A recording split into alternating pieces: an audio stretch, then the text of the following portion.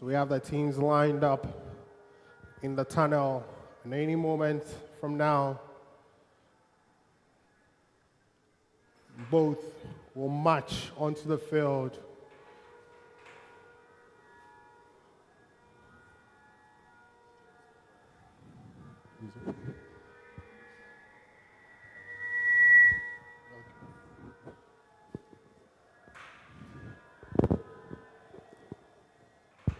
In a bit, both teams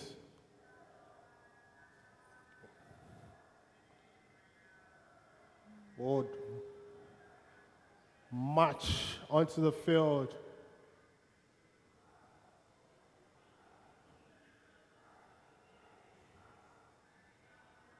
Seeking to make their nations proud. Definitely not strangers to one another. Very much familiar opposition.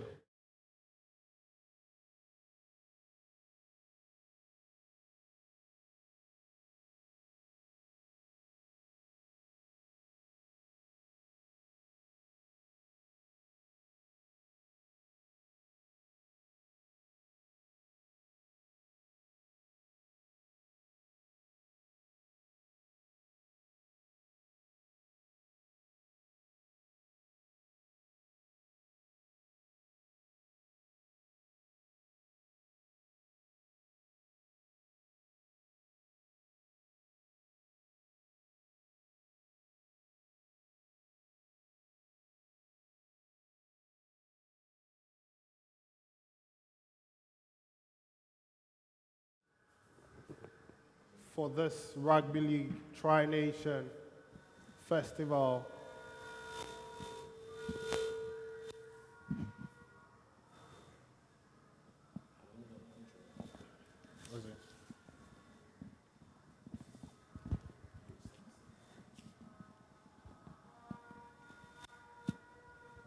I go better intel.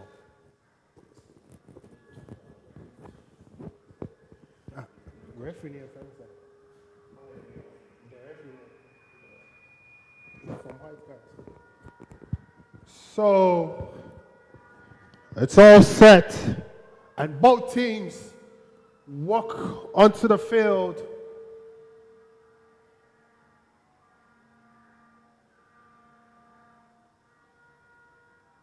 The crowd is hyped up for what promises to be a showpiece. Which of these teams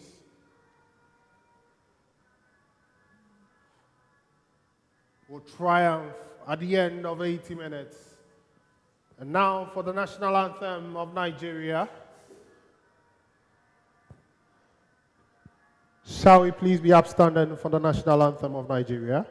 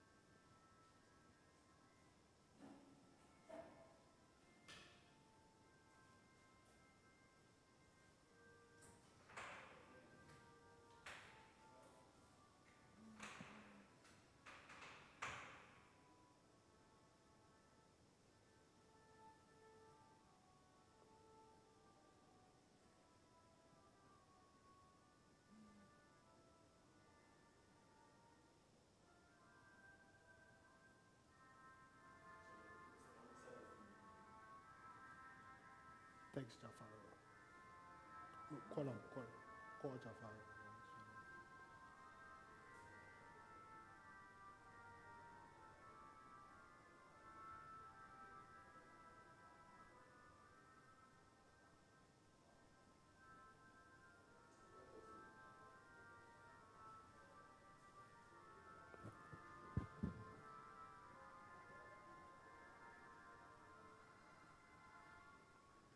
And now for the national anthem of Ghana.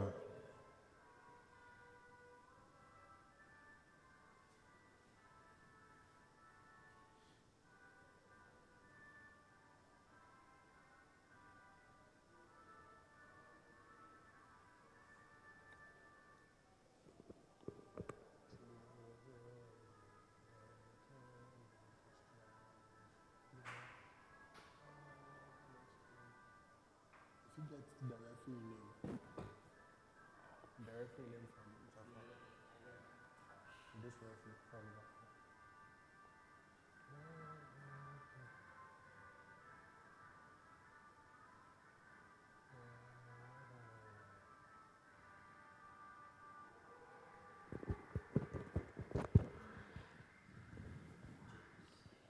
So we are almost set. Teams will exchange pleasantries, and dignitaries will be introduced to their respective players.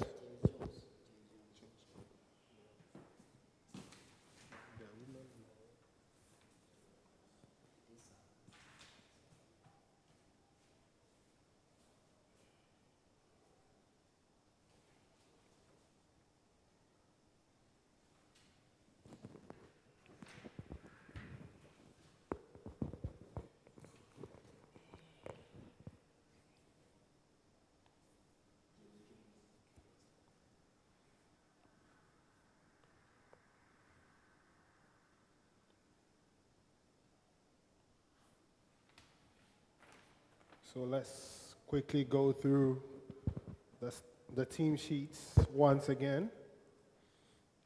Starting for Nigeria in fullback, we have John Daniel, Christian Williams and Stephen Kiki on the wings. Then we have Joshua Etim, Samuel Akpabio, Jerry Peter, Gabriel Etim, Emmanuel Agu, and then Issa Omale. For the forward pack, we have Leslie Ume, Jude Abraxon, Yusuf Akim, and Godwin Julius for loose forward. The interchange constitutes Andrew John, Felix Salami, David Godwin, and then Akin Kumi Akande. For the Ghanaians, we do have Abdul Jelilu, a debutant, Godfred Akins, Gideon Kluge, Collins Ofosu, Richard Asari Brown, Kofi Monchon, Lois Boy, Bright Bauer, David Nate, Emmanuel Echampon, Jonathan Adote, and Leviose and Riddick Aliba. For the interchange, we have Elvis Aite, John Bless Mensa, Chris Tagama, and Godfred Adote Akwe.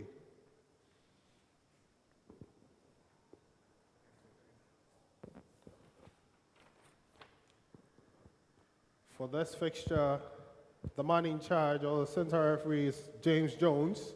We have first touch referee to be Marshall Norte, and then supported by Jacqueline Ansa.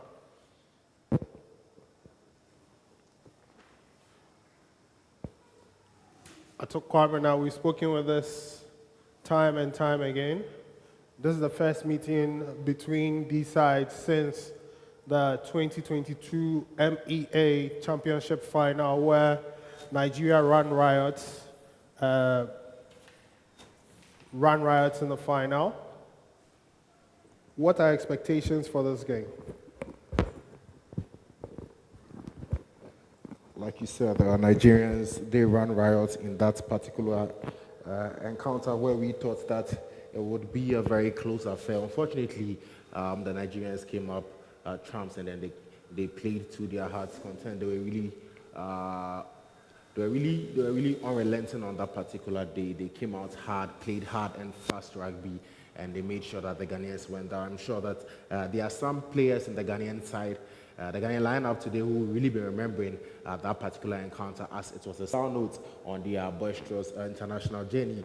You can talk about the likes of John Bless Mensah, Rede Kaliba, Levi Osei, Bright Bauer, Collins Ofosu, all these guys, Emmanuel Amoy Champon, all these guys were part of that particular team that went down to Nigeria. They'll be looking to get their leg back, but hopefully they are able to string together some passes, play some very technical rugby, and then get some much needed points for Ghana. So, the MEA champions, Middle East African champions, Nigeria, up against their fierce rivals, Ghana, have us underway here at the UG Rugby Stadium. Jalilu starting in fullback. Of course, some notable. Issa Omali with that kick there. Godfred Akins. A handling error early in the game here, and referee James Jones acknowledges that.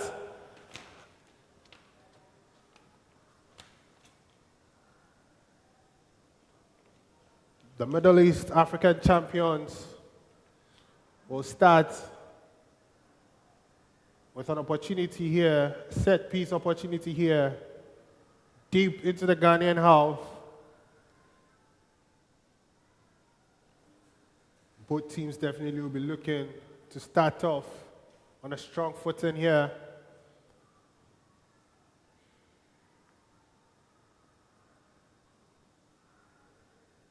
Well, it's worth noting that Oliver Puman, who was instrumental in the last Middle East African Championship outing for Ghana, is missing in the squad. Same as Nigel Saki and then Benjamin Anane. Gabriel Etim stays down after he has been tackled there.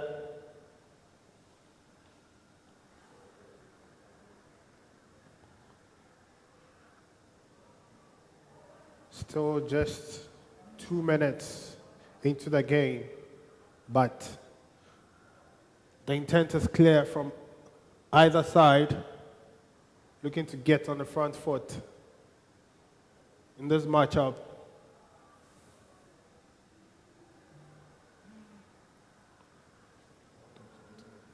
So, Atokwamna, based off the early mentions I made, Oliver Puman, Benjamin Anane, and Nigel Saki, all missing. They were integral parts of the Ghana national team in their quest for national glory in the previous two Middle East Africa Championships.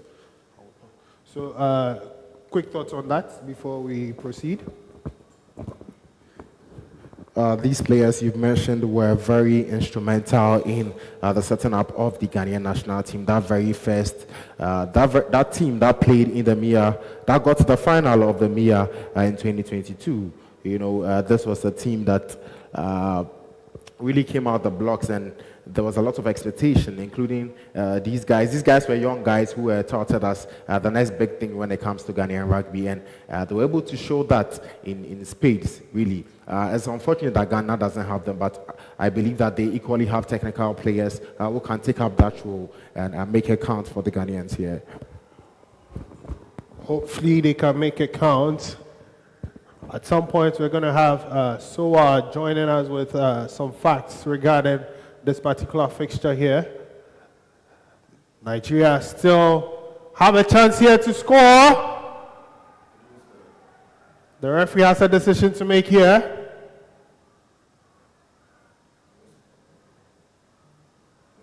No try. That's the decision. Ghana with a let-off there. Should be a wake-up call. Indeed, it should be a wake-up call for the Ghanaians.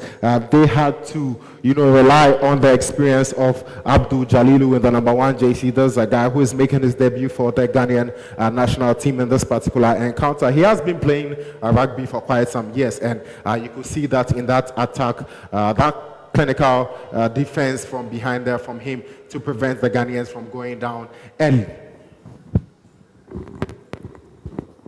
Okay, so Ghana with a chance to attack here after the early scare. Jalilu, referee pulls play back. The set piece will have to be retaken.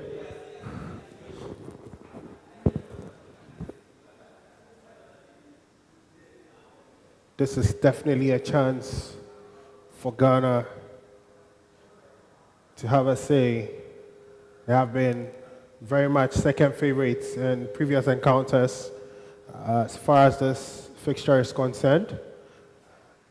They were beaten 12-0 in 2019.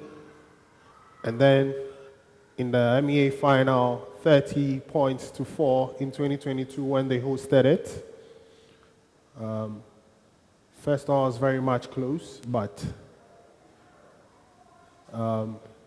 let's see what happens today.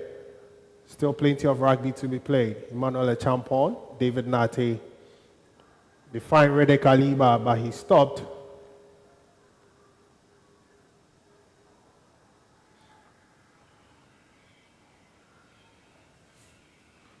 Jalilu.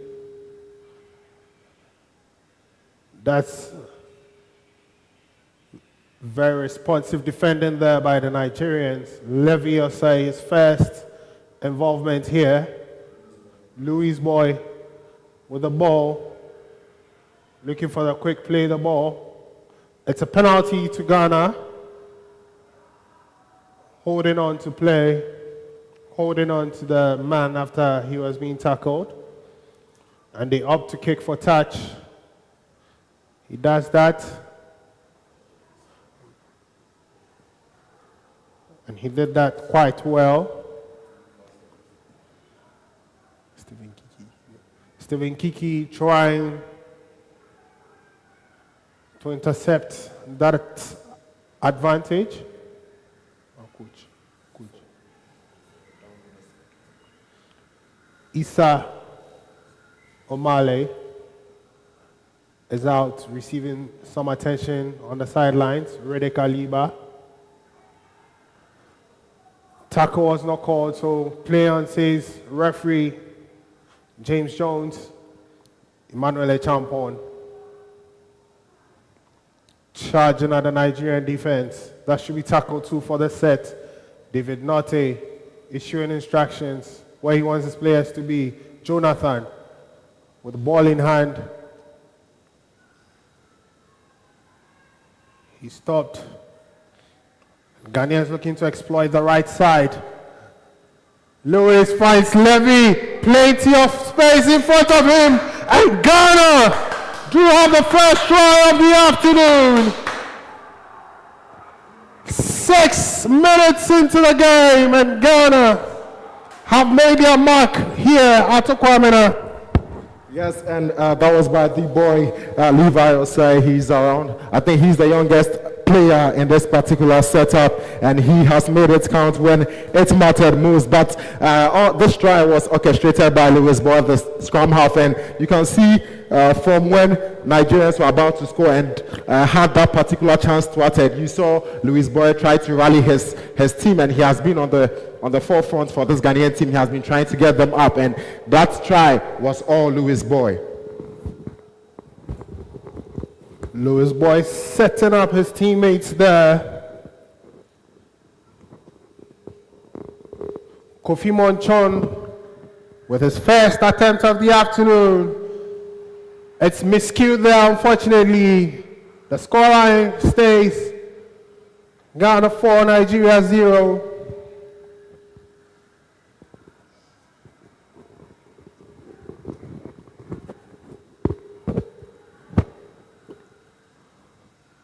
Seven minutes into the game, the Ghanaians make their intentions clear.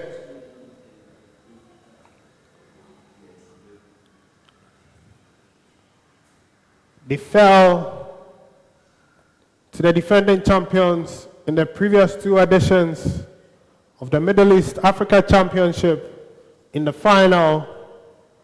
So definitely this is a chance, an opportunity to have their say. Still early days yet. It's just 8 minutes into the game.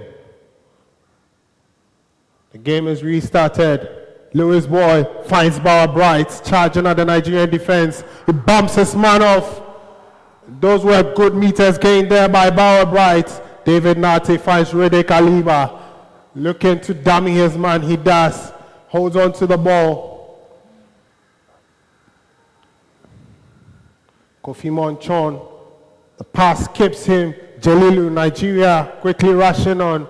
Jalilu with a kick and chase there. He catches his own kick. Looking to find space, finds Brown.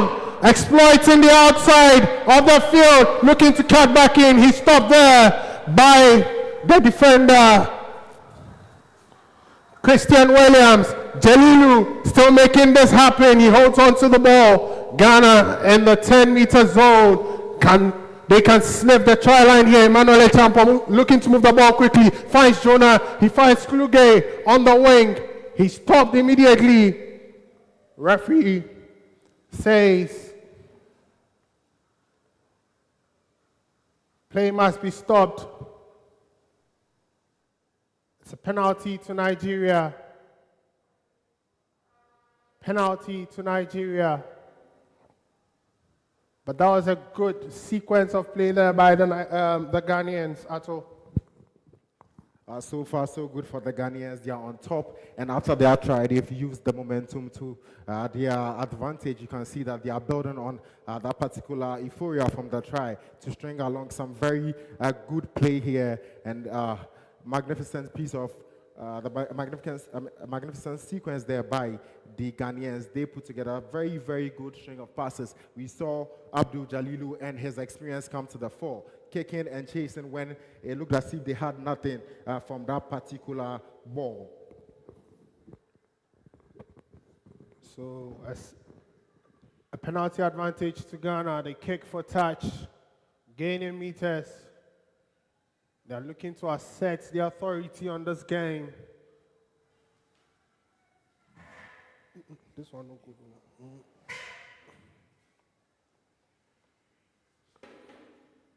Quickly coming at the Nigerians again. Emmanuel Champon, that ball. Referee says play on, that was fine. Nigeria with an attacking opportunity here. Plenty of guys before him. Jalilu, experienced rugby player there, last stitch defending. Last stitch defending there. Jalilu all day, Jalilu all over the field. We saw him make a try-saving tackle earlier in this half. He has made another one here, and he's really proven that he deserves to be the fullback for the Leopards of Ghana. He has also shown some attacking onus. We saw there that beautiful sequence put together by the Ghanaian team, and he was at the forefront of that as well. Unfortunately, Richard Asare Brown was not able to capitalize on that, but that will be very encouraging to this Leopard side going forward, and then they'll be looking to take their chances. The Nigerian team will be looking to defend from this particular encounter. It looks as if the referee is going to call it for the Ghanaians. Mr. Sowa, you've definitely noted some missing names in the Nigerian setup too. Can you quickly go through that? Okay. So it seems so far Nigeria is missing some key players, including Daniel Okoro, who earlier this month signed for English side Halifax Panthers Rugby League Football Club, competing in the championship, as well as Captain Rio Kokil and Mustafa, who recently scored the only try for Nigeria against Colombia. That is their first ever Rugby League international match outside Africa. Thank you very much. So Ghana advanced high up the pitch, but they were forced to kick. And there we have John Daniel in fullback for Nigeria, mopping up defensively. That's a big tackle there by Collins Ofosu, another veteran player. Seems like he's been around forever. Definitely got his breakthrough when he was very young, just 28 years of age. Still going to be around for some time.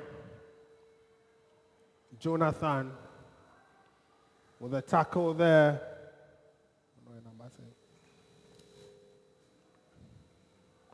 The ball is lost in contact there. Referee waves play on.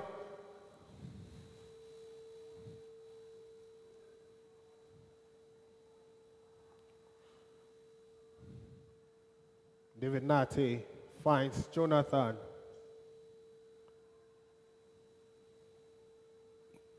It's been end-to-end so far, but just the one trying it in the opening 14 minutes.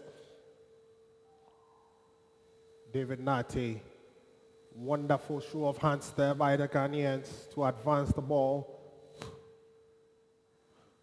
David Nate, quick play the ball, he finds Lewis, now to Kluje. Was looking to offload there, but it was not on, opted to keep the ball. Emmanuel Echampo with the ball, looking to bang it in, but he stopped in his tracks. Where do they go next from here?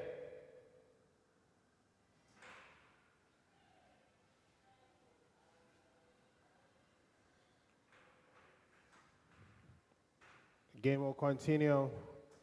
Kofi Monchon with the dummy there. Excellent tackle there by Stephen Kiki. Kluje offloads to Kofi Monchon, sidestepping. He could snip the try line there. Fifth and last chance. Brown. Is that a try?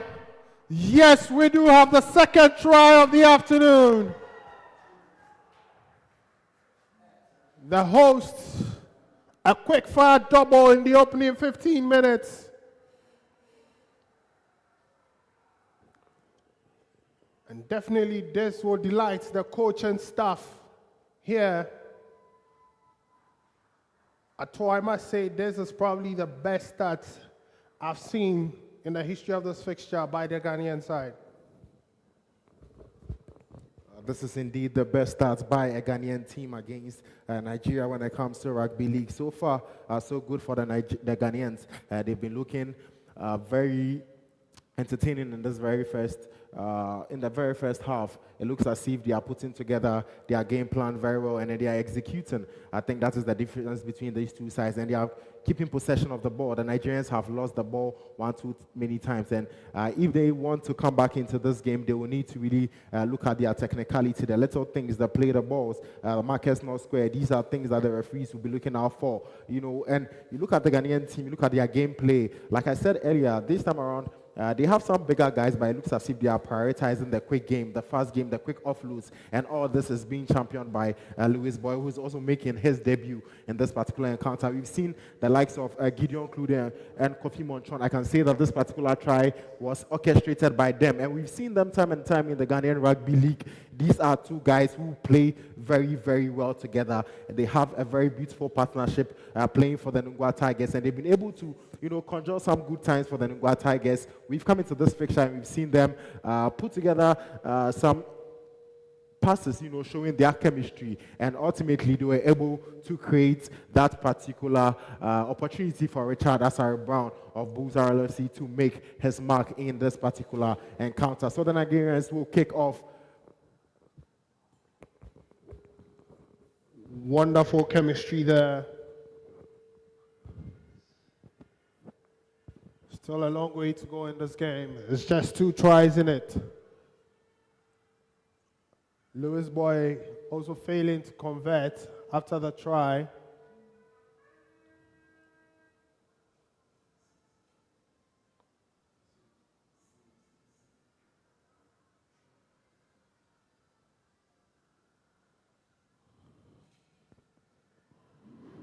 So the Nigerians will play the ball. The game will continue. Rede Kaliba with a tackle there.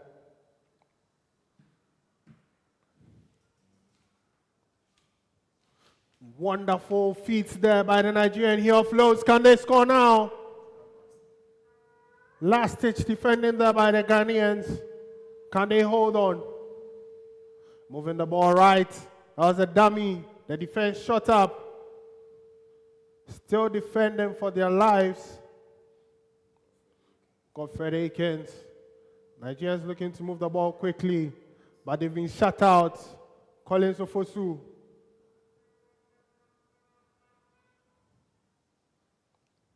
Nigeria looking to move the ball, exploiting the left-hand side. Plenty of grass there. There's a scoring opportunity. Louis Boy fails to stop him.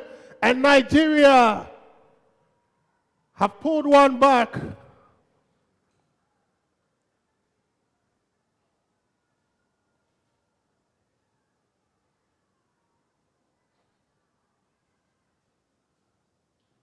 Let's wait to see the referee's final decision. It's a scrum advantage, so the try does not stand.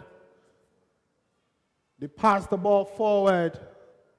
Mind you, the ball could only move backwards.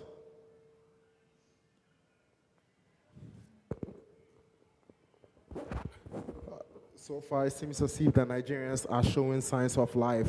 The Ghanaians were caught lacking. Unfortunately, the Nigerians were not able to make use of that particular opportunity. They passed the ball forward, so referee had to call play back and effect that particular rule. So advantage to the Ghanaians. But like I said, it's a wake-up call for the Ghanaians. They are leading all right, but these Nigerians have the ability to come back into this game at any time. It's definitely not a done deal. They need to stay woke. Captain Rede Kaliba. Stop there. Collins Ofosu with the ball. Kofi Monchon. He holds on to the ball. Was looking to pass it earlier. Collins Ofosu finds Jalilu. Dummy there. That's the fifth and last tackle there. Louis Boy with a kick. Can John hold on to this? Daniel John mops up defensively. Finds his teammates there, looking to crawl out of their defensive zone. But they stay within the defensive 20. Elvis Haite combining with Richard Brown Asari to make that tackle. Rede Kaliba stops Stephen Kiki. Once more, Emmanuel Champon. They play the ball quickly there, looking to accelerate quickly. But he's stopped by Emmanuel Champon. Very good defensive challenge there. John Peter, beautiful dummy there. Jalilu, looking to stop that play. Jalilu with the defensive efforts there.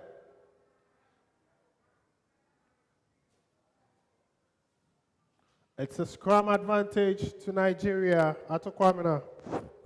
Scrum advantage. Looking to stop that play. Jalilu. You could see there that was a very tactical foul by him there to knock the ball on and rescue the Ghanaians from conceding their first try of the day. He has come to the fore so much for the Ghanaian team in this particular half, and the Ghanaians will have him to be thankful for if they complete this particular first half without conceding a try. Abdul Jalilu. Abdul Jalilu definitely coming to the front with his experience there. Soa, what do you have for us? Okay, just when I thought the Ghanaian team was missing key players like Isaac Akwaku, Sin Sabute, they find strength in the likes of Bright Bauer, Job Bless, Sin Sabute, who is missing the Ghanaian team, was very explosive for club and country back in 2022, 2023, where he was playing for Working Town Rugby League Football Club, and he was the highest African try scorer in the Bedford League One. And today, unfortunately, he's missing out in the Ghanaian team. But we can see that the likes of Louis Bloy are pulling up this space. Definitely turning the situation into opportunity there. Atukwamna, what do you think the Nigerians can do to get back into this? It's still early in the game, 22 minutes in. They are down by 8 points. I mean, they are showing signs of life here. Definitely not the stats that they expected or that they wished for. So far, we've seen the Ghanaian team doing very well. From a Nigerian perspective or standpoint, what do you think these guys can do to get back into the game?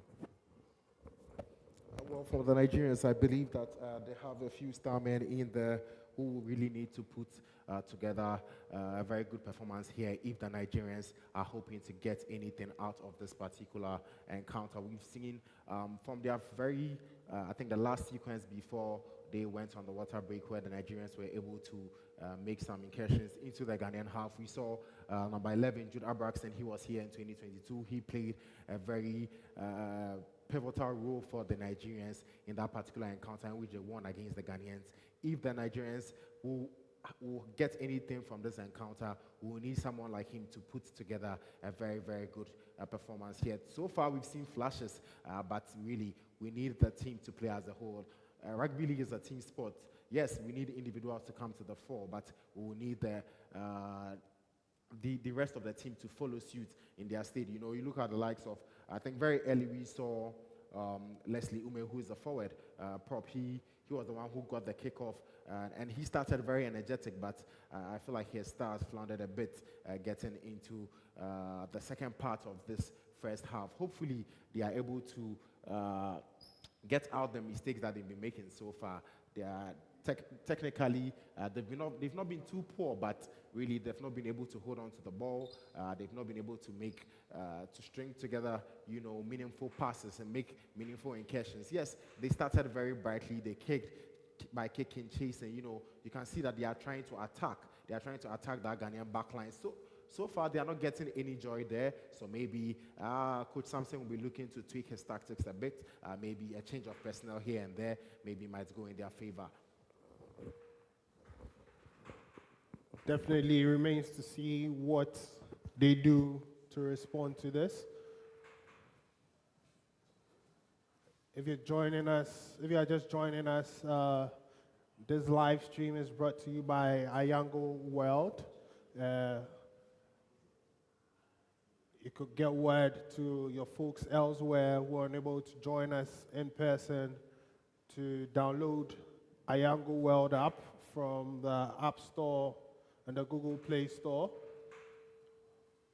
Definitely the cooling break, an opportunity for either side to get some pep talk. But then for now, we resume the game with Nigeria having a set piece opportunity here from the scrum.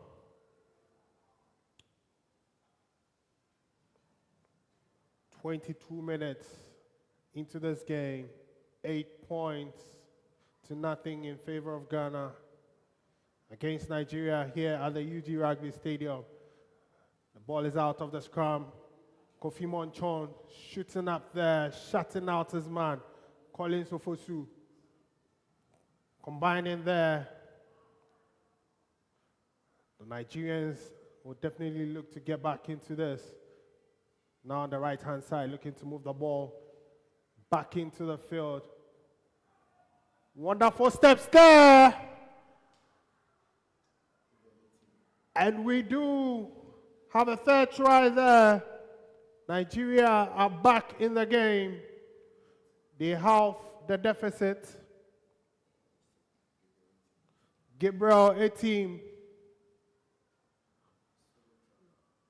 Happy feet there with a solo try. Atukwamna, I think what you were talking about, we just saw there. Yes, the Nigerians very much needed the spark, and the spark they did get from Gabriel A, team number 7, the scrum half for the Nigerians. He was able to dummy 1, 2, 3 and made that particular try count there. We saw the Ghanaians miss a few tackles, which has not been characteristic of them today. They've been actually very solid when defending, but unfortunately, when they mattered the most, they were not able to operate. It's very much needed. I mean, it's a game of 80 minutes. So much time for Nigeria to make something out of the encounter. It's never comfortable And just with a try and a conversion, it's a 2-point game now. Ghana 8, Nigeria 6. With 16 minutes still to be played in this first half, how will they respond?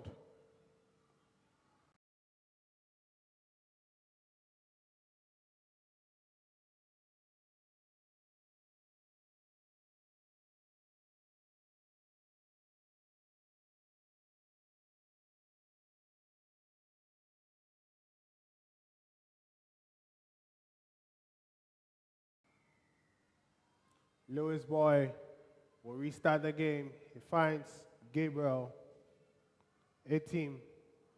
Emmanuel Champon and Collins supposed to combine to bring down the man there. David Godwin had the ball.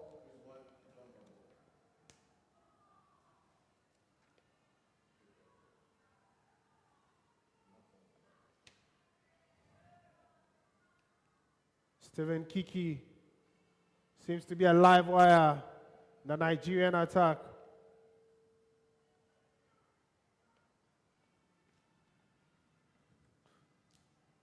Gabriel, a team with a kick there, crossfield. But they've lost possession. Just kick over. And Ghana will restart.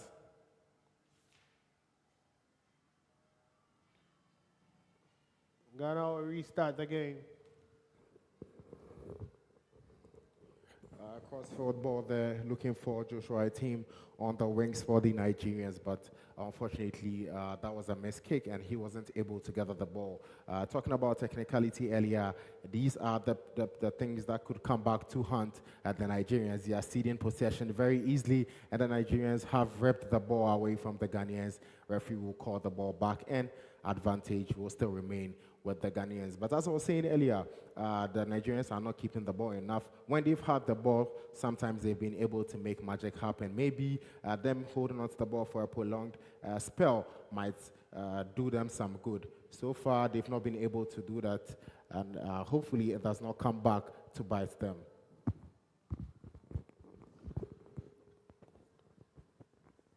Ghana still with the advantage, looking to attack here with that earlier penalty awarded them. Jonathan with the ball, charging straight into the Nigerian defense line. Emmanuel Champon holds on to that. It's quickly pounced on by the Nigerian defense. Still holding his ground. Second tackle of the set. Elvis Haiti was looking to score there. Quick play the ball there. That was a scrappy pass, but Kluge manages to hang on. Looking to move the ball quickly again. And Elvis Haiti. Elvis Haiti had the ball. Possession will change hands. As that was the last tackle of the set.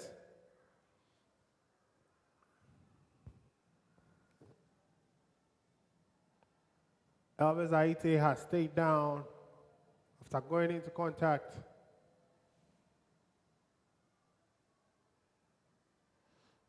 We've seen some adjustments here by the Ghanaians, despite them holding the lead. We've seen Jordan Annan and then Elvis Haiti get into the game. Even in this first half, do you notice anything? So far, it seems as if there's a bit of technical tweaks there by Coach Andy Gilvory. He has brought in the likes of Elvis Aite and Jordan Annan. These are two very big guys. Jordan Annan holding onto the ball now. Elvis Aite walking away from the scene and putting on his scrum hat. As you can see, these are very big guys. And they are trying to play a forward game. And the Nigerians will intercept the ball from a very bad pass there by the Ghanaian scrum half. Handing possession to the opposition. Again.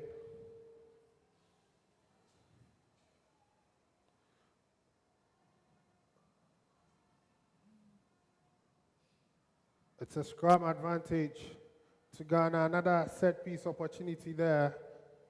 The Nigerians not able to dwell on possession for long. Usually when it gets to such a point, when you have a penalty in the red zone of your opposition, there's that decision to be made. Should I kick and get 2 points on the board? Or should I try it and, play a full game and get that 6 points? Am I capable of getting that 6 points, And we can see Elvis Aite with the ball. He has not been brought down easily, but I think the Ghanaians decided not to kick and then add 2 more points to their 8 points to make it a 4-point game. They would rather much go for that particular 6. Hopefully they are able to make it count. Definitely with momentum on their side. With the kind of momentum, Rede Kaliba lost it there at a crucial moment.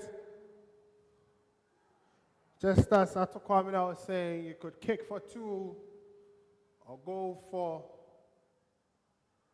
a 4-point advantage. Advantage again, both teams scrapping possession.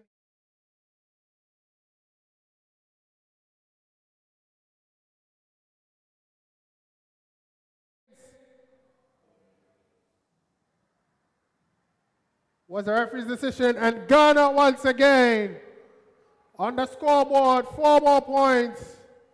Another debutant. What a debut to remember. Ato Kwamina, we've spoken about this young man time and time again, the entire season in the championship. I mean, his team were not really in contention, but personally, I mean, he's made some remarkable achievements this season.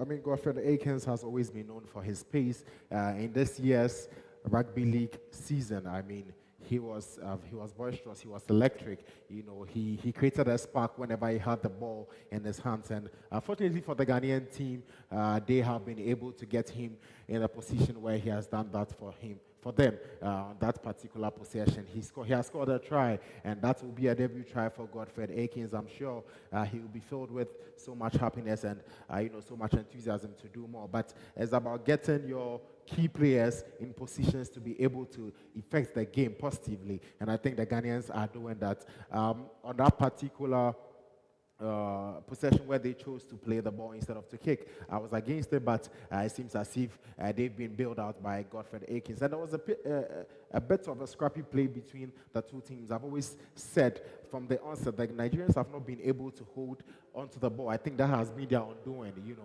and that will be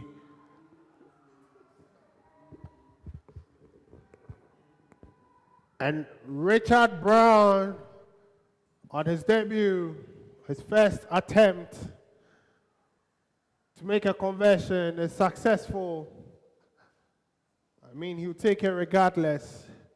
Didn't look very much convincing, but that is very much it. The Ghanaians will take it. 14 points to 6 against Nigeria.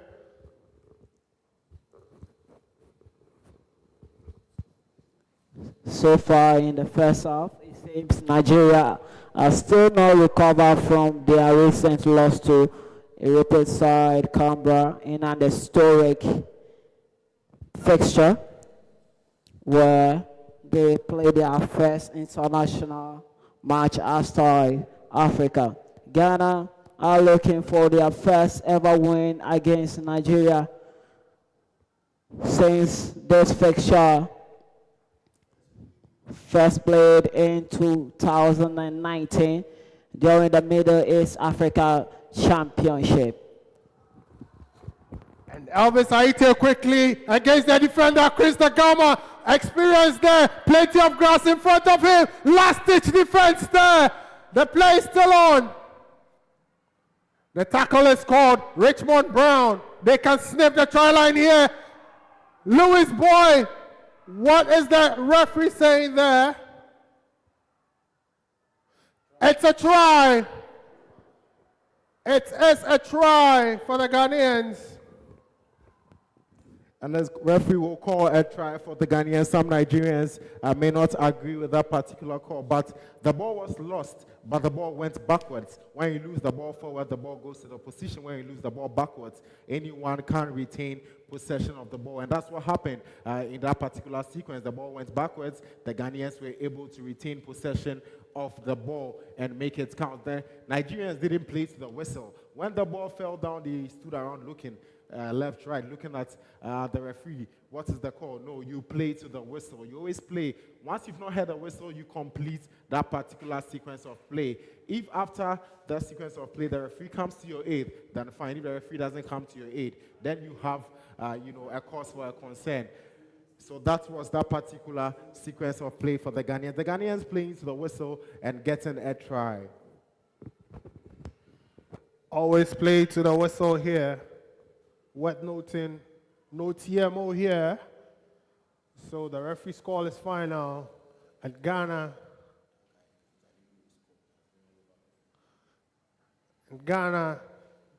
20 points to 6 against Nigeria. Here in the first half, 8 minutes still to play. Jalilu finally rewarded for all his hard work and showing this afternoon. He's been all over the place for all the good reasons. Chris Dagama marking his entry with some offensive influence there. Godfred Akins would hold on to possession for Ghana. Chris Dagama, he finds Jonathan, who's still stumbling his way forward. He's finally tackled. Rede Kaliba looking to dummy there, but he stopped. Still in their own 20. Chris Dagama, he finds Louis Boy. Elvis Aite, who initiated the last try with a blistering run to break their defensive line. Emmanuel Champon, wonderful sidestep there. And moving forward, just when it looked like they were going to be pegged back, they find a way to the ascendancy. And John looking to hold that. Jelilu again, but misses the tackle this time. He'll be looking to make amends. Richmond Brown comes to his aid, and they hold the Nigerians still deep in their own half. Still 7 minutes to play here in the first half. That's a beautiful play there. Rede Kaliba with a tackle there.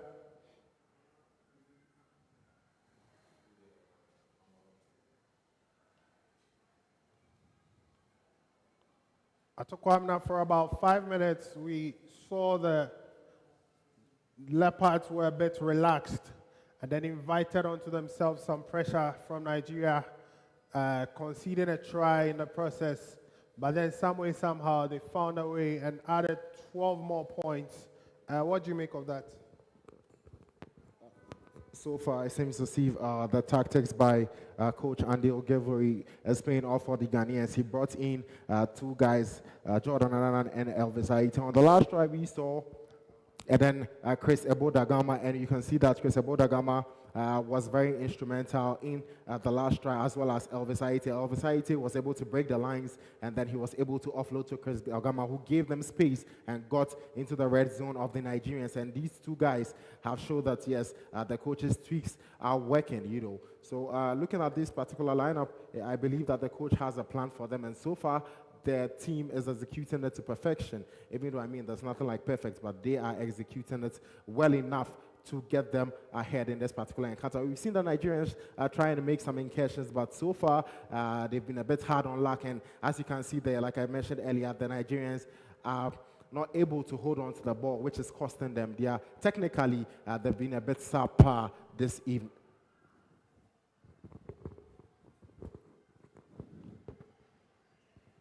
Still in the first half, Ghana with a 14-point lead. So far, it's been a perfect start but for the try they conceded,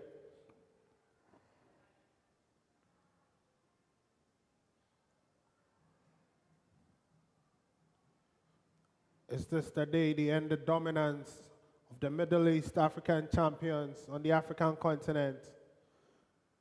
Mind you, these teams in that particular tournament played the last two finals, the most recent finals, 2019 in Nigeria, Abuja. When Nigeria hosted it, they won by 12 points to nothing. In 2022, October, the fixture coincided with Nigeria's independence. They triumphed with 30 points to 4. And since then, this is the first meeting, and Ghana have started so far, have started well. David Nate has replaced Kofi Monchon, plenty of movement on the bench there. Jonah manages to hold on to that particular ball. Chris Takama, much more fluidity in offense since he checked into the game. Collins Ofosu, still moving forward. I mean, we're going to talk about him in a bit, Ato Kwabena, but for now, let's focus on the attacking opportunity here. Rede Kaliba, still holding on to the ball. That should be tackle 4, I guess.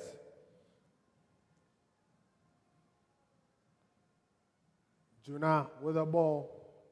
Charging at the defense. Jelilu sat his man down. Kluje looking to find Godfred Akins.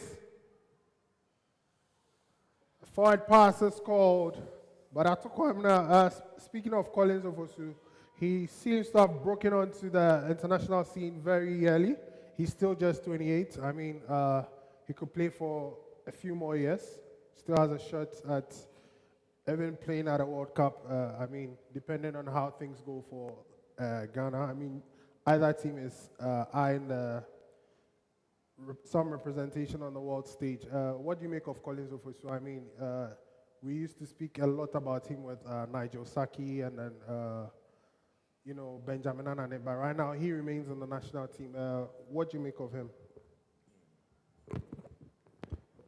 Collins Ofosu so far has put in a solid display. Earlier in the first half, we saw him make some crunching tackles, and there he goes again with another crunching tackle. We've seen him come up trumps for this Ghanaian team time and time again. Unfortunately, there were at times when his, getting into the fold of the national team had been called into question a bit. He was out of the fold for a bit, but he has been able to, looking at this season, he has been able to play his way into contention. And there again, we saw the Nigerians, as I've mentioned time and time again, they've been losing possession. And rugby league is a possession game. You need to make sure you make use of all the possession that you have. You have 6 opportunities, 5 opportunities to make a try. If you are not able to do that, if you're not able to complete that set, you kick to the opposition team. If the opposition team is not able to complete their set, they kick to you. It's literally a game of chess on the pitch, right? But we've seen that time and time and again, the Ghanaians are finishing their sets or completing their sets. Yes, they've also lost the ball once or twice, but it looks as if the Nigerians have lost the balls a far more greater times than the Ghanaians have, and this is really affecting them because they are not able to. Right now, they are pinned back in their area of the pitch, and they've not been able to leave it for quite some time now. Definitely, rugby league is a game of territory, so either team will be looking to gain territory regardless.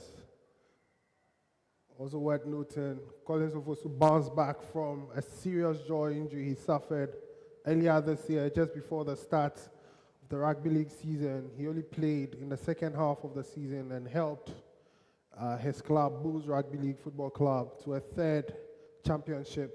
That's the 2nd successive one. The first was in 2019.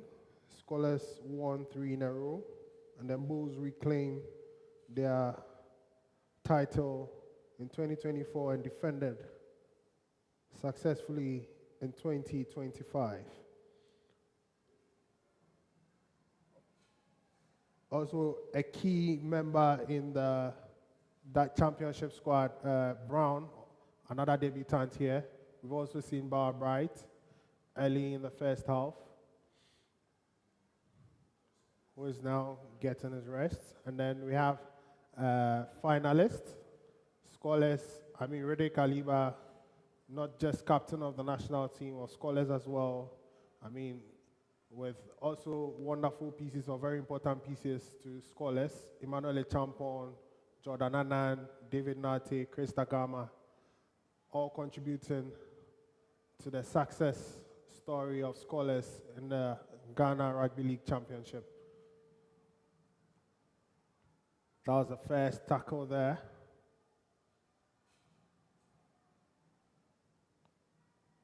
Play will continue. Jordan Annan.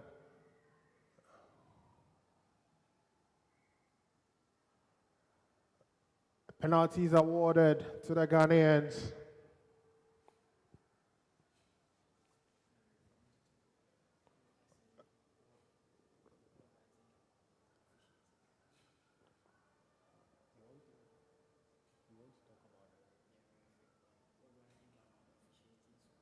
Okay. So far, it's a fierce contest, despite the scoreline. You could see a little spark of drama there.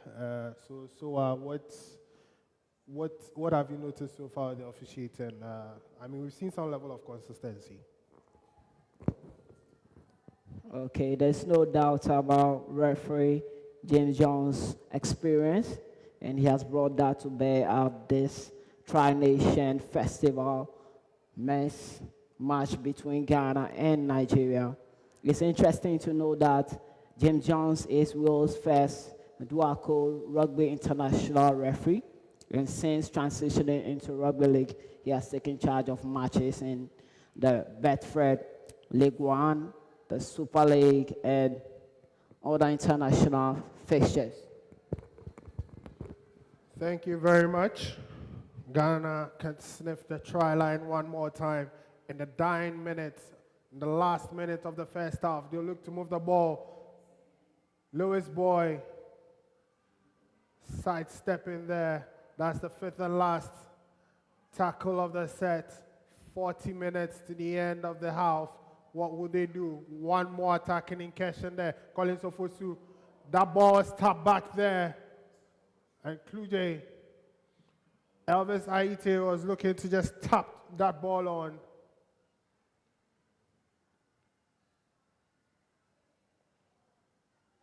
And referee James Jones, any moment from now, will signal for the end of the half.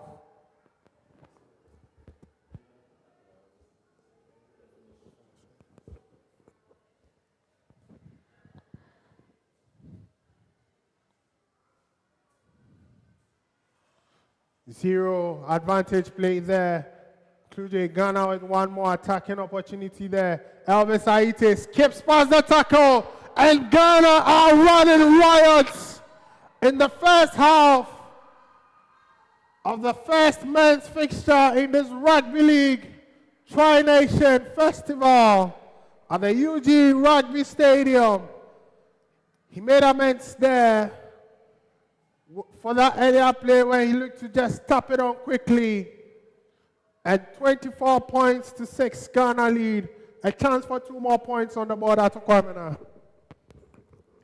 Yes, Officer Aite redeeming himself there. After that tap on, when it works, then it's magnificent. If it doesn't, then, it's a poor play or it's a crazy play. But then he was able to make it count when it mattered. He has been able to redeem himself after losing possession for the Ghanaians. He was able to, but it all started from Gideon Kluge, some quick presence of mind to be able to, rescue that particular ball from the Nigerians, and he made it count when it mattered the most. This time, Brown fails to convert after the try. It remains 24 points to 6 after the first half of Rugby League action here at the UG Rugby Stadium here at Kwamina. So far, so good. There was a lot of noise about this fixture. We knew who were coming in as underdogs. We saw how the Ghanaians started the game. Either side started quite aggressively, but the Ghanaians got the better of the Nigerians. They took their chances. We've seen quite a number of handling errors. We spoke about technicalities of the game here, and then we've seen it. After the end of the first half, what do you make in general? Well, so far it's been a beautiful game. Let me start off with refereeing. So far, I think refereeing has really been top notch. I don't think there has been too many difficult decisions. Everything has really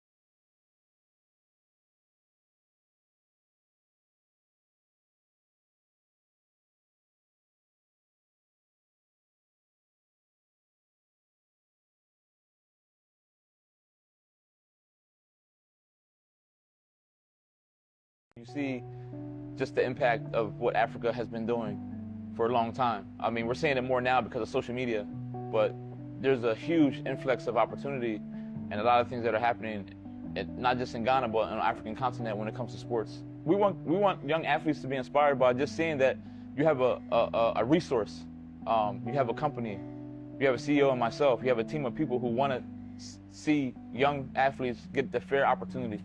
Where I see Young World in the next 5 years, I see it being a conglomerate of sports social media. I see it being something where people need and it's helpful. But at the same time, Younger World will be a company too that as we become bigger and as we become resourceful, that we want to go back to those communities and help build infrastructure. What I'd like to add now is this has been a long journey for us. This will be almost 5 years of work that we've put in behind the scenes. And I think that we're ready to take the next steps. My name is Jerry Johnson, CEO and founder of Younger World. You see just the impact of what Africa has been doing for a long time. I mean, we're seeing it more now because of social media, but there's a huge influx of opportunity and a lot of things that are happening, not just in Ghana, but on the African continent when it comes to sports. We want young athletes to be inspired by just seeing that you have a resource, you have a company, you have a CEO and myself, you have a team of people who want to see young athletes get the fair opportunity. Where I see Younger World in the next 5 years, I see it being a conglomerate of sports social media. I see it being something where people need and it's helpful. But at the same time, Younger World will be a company too that as we become bigger and as we become resourceful, that we want to go back to those communities and help build infrastructure. What I'd like to add now is this has been a long journey for us. This will be almost 5 years of work that we've put in behind the scenes. And I think that we're ready to take the next steps. My name is Jerry Johnson, CEO and founder of Younger World.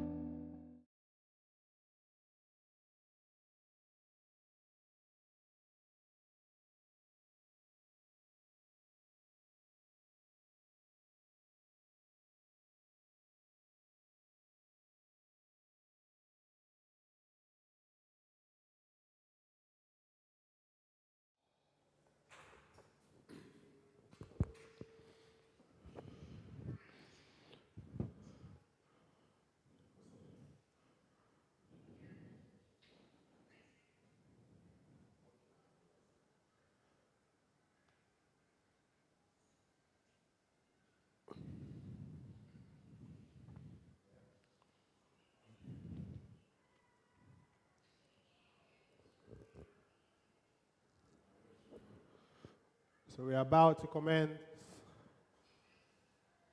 the second half, wherever you're joining us from. If you're not here at the UG Rugby League Stadium, this live stream is made possible by A Younger World, available in the App Store, be it Google Play Store or the Apple Store. Nigeria in the black and green outfit will play from left to right for the second half. Chris Dagama gets that, he finds Jonathan.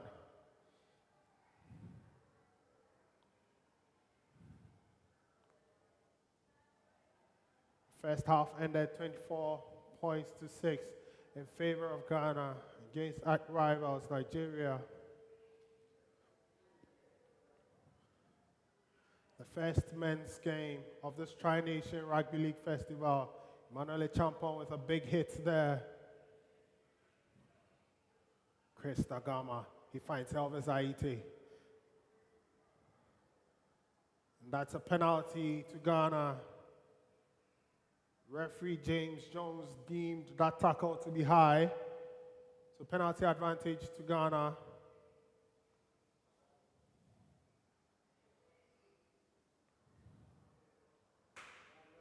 Leviose has checked back into the game, charging at the defense. Elvis Aite benefiting from that offload from Leviose. Chris Dagama finds Jonathan again. He skips past the tackle. He could sniff the try line. He's still moving forward.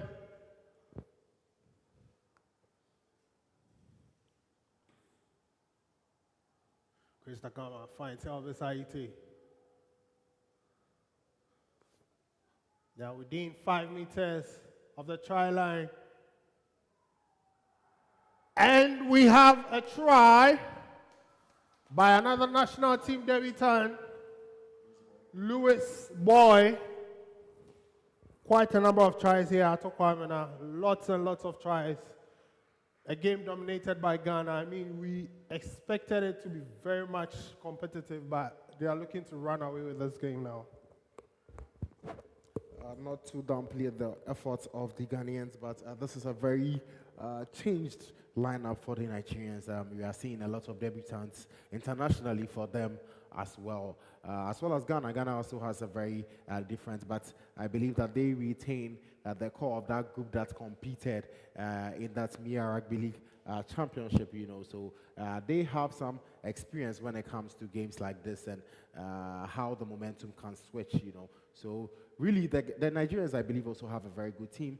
They possess the qualities, but there's a bit lacking when it comes to technicality, when it comes to communication, when it comes to implementing their game plan on the pitch. And I think the Ghanaians are taking advantage of the situation to run away with this one. Definitely, what a way to respond to back-to-back defeats to your rivals.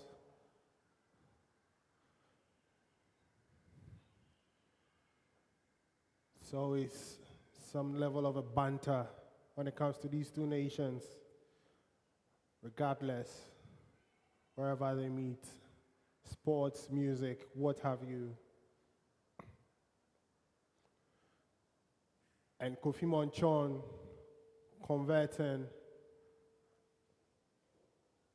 to increase Ghana's lead to 24 points.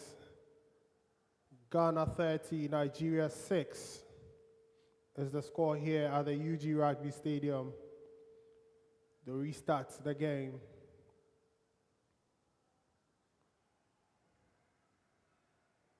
Either side will play against Roots along the line.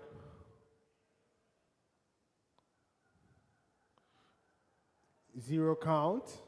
The ball was knocked on by Collins Ofosu when he attempted to catch it. Nigeria looking to attack here. Kofi Monchon missing the tackle there. Rede Kaliba. And Gabriel Etim finding his teammates there. Nigeria knocking on the door. Gabriel Etim again. The try, the scorer of the only try for Nigeria this afternoon. Is that a try? Held up, so the play will be brought back to the 10-meter line.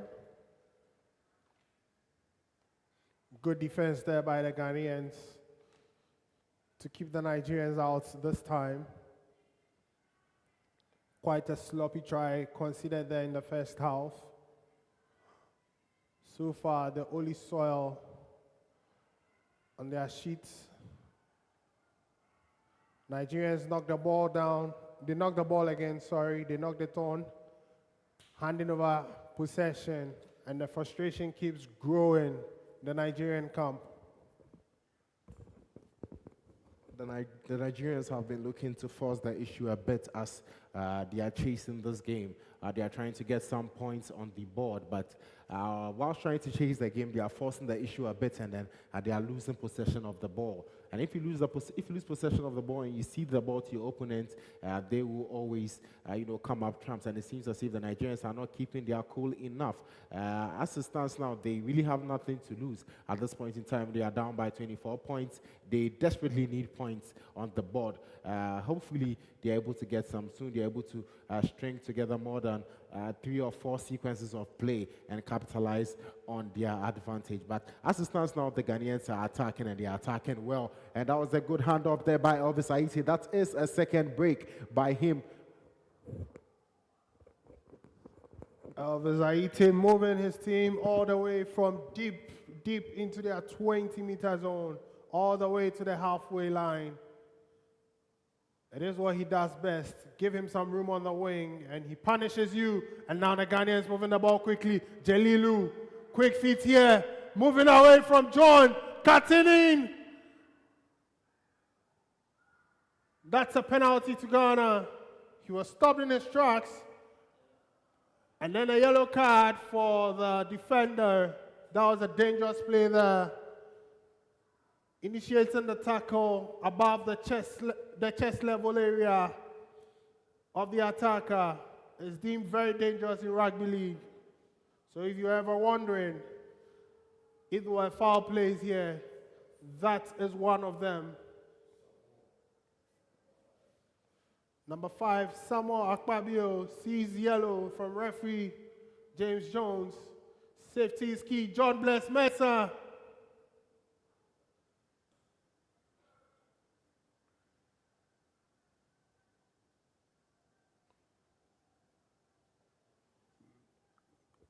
He makes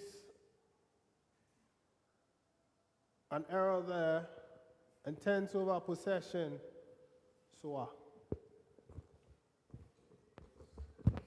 It's nice to see John Bless make an impact in this match. John Bless, a veteran player for the Ghana side. Nigeria have a clear-cut opportunity now. Brown fails to stop his man, and Nigeria, if you ever wrote them off, you might want to reconsider your decision. They are back in the game, just down by 20 points as it stands. 32 minutes to play here at the UG Rugby Stadium. There's still a lot of time at all.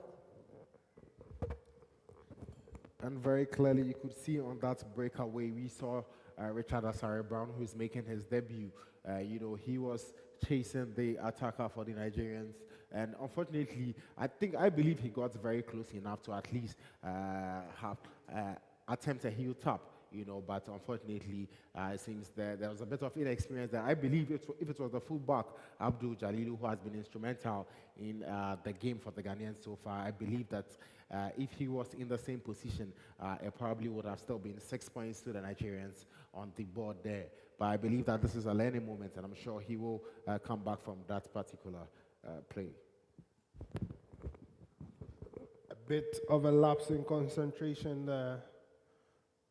And they concede again. The lead is down to 18. Rugby league, a very interesting sport. You want to win, you have to play for 80 minutes and can't switch up. You can't switch off at any point in the game. Stay switched on, and you might be favored. You sleep at your own risk, and we saw that there.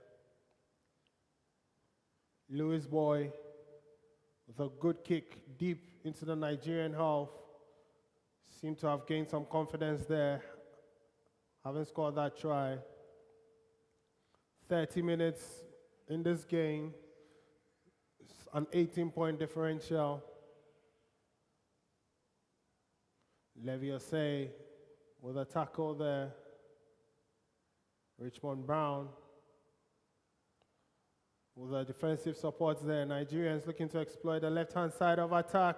Emmanuel, Elvis Aite, and Brown combined for the defensive effort to avoid conceding the opportunity that would have allowed the Nigerians back in this game.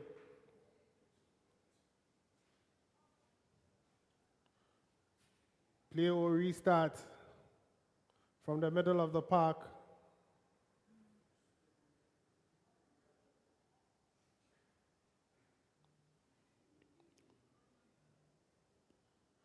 Referee James Jones asserting his authority.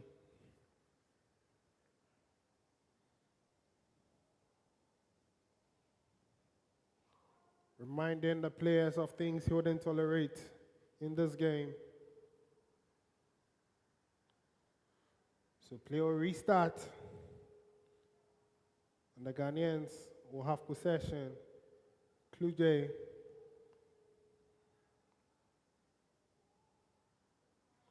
Emmanuel Champon. That was a big hit there.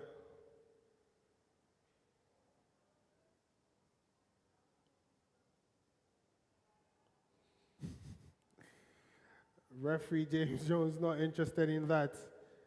Jonathan loses the ball in contact. Nigerians can gain possession. It was called. The ball was knocked on. Set piece advantage to Nigeria. One more opportunity to have a goal at the Leopards of Ghana.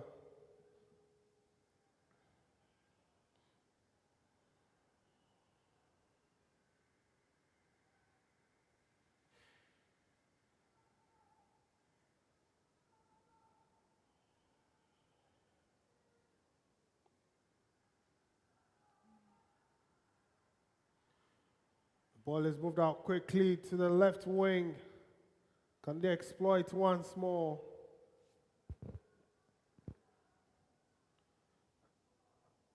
Can they exploit one more time?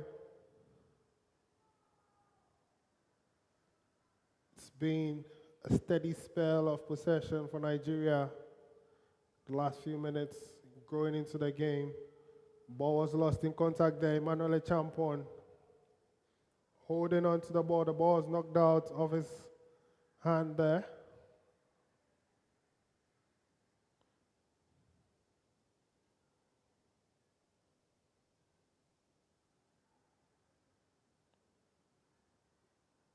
Referee James Jones signals a set piece advantage for Ghana.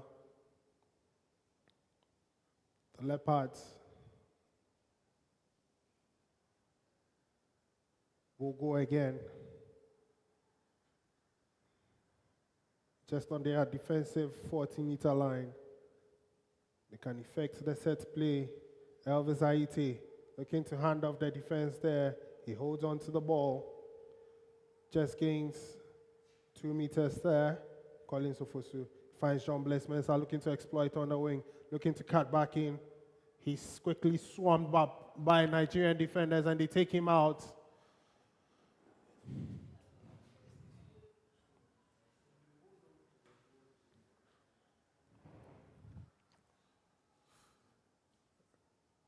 Referee Jones says play will restart in the middle of the park.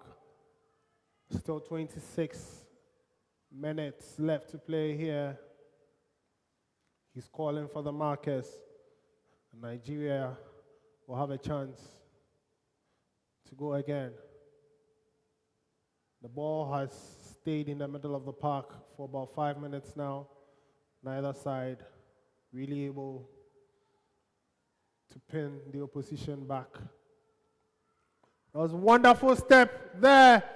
Looking to go through, he's broken through 2 tackles. And Nigeria score again.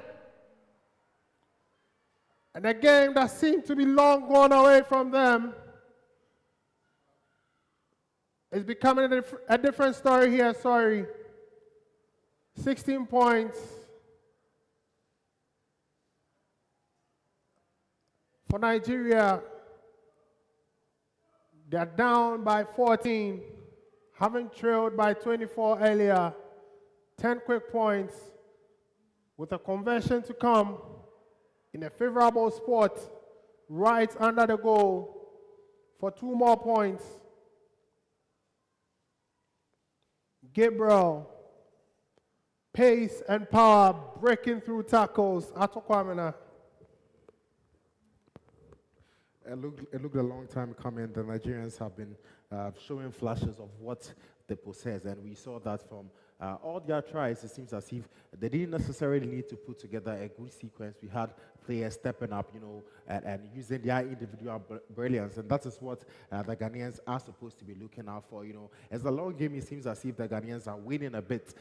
They are they look a bit fatigued. It looks as if the Nigerians are in the ascendancy, and momentum shifts are very crucial when it comes to rugby league. Once you're in the ascendancy, you can play on that, to get more tries, to win games, to be able to impose your will on the other team. And it looks as if so far the Ghanaians are looking a bit crestfallen, even though they are in the lead, and they will need a moment of magic for themselves to be able to, wrestle this out of the grasp of the Nigerians, really.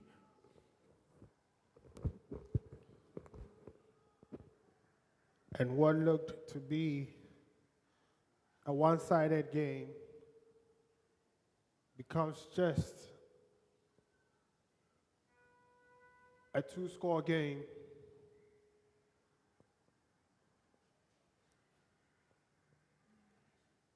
They were down and out, but as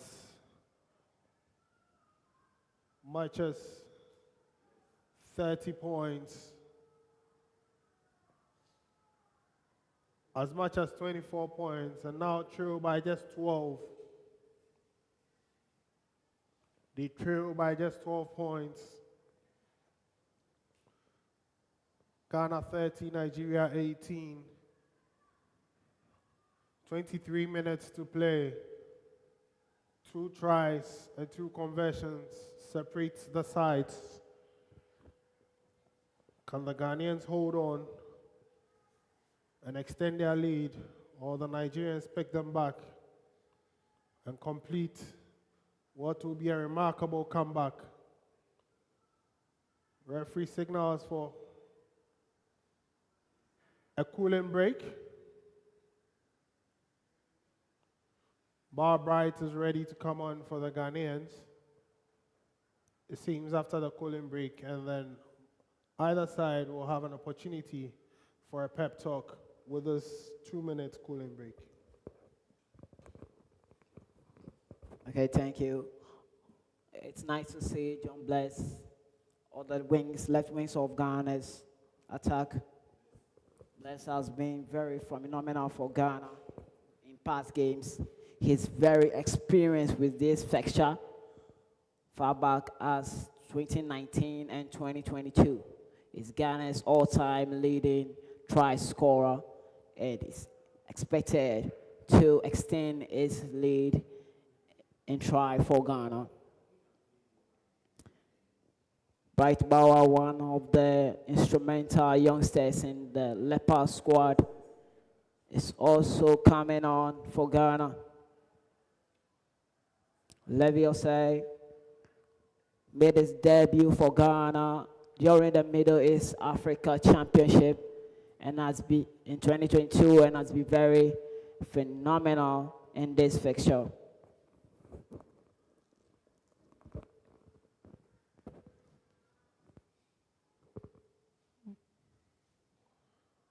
The game will resume. Nigeria kick for touch, having won that penalty advantage.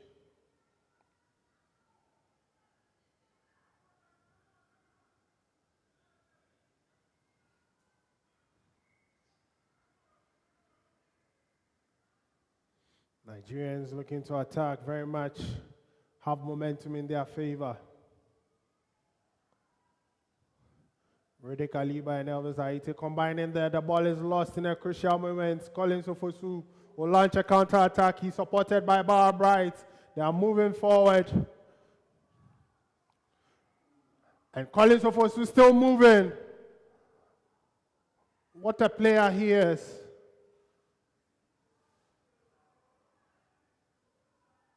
Chris Dagama finds Bar Bright, who steps back in.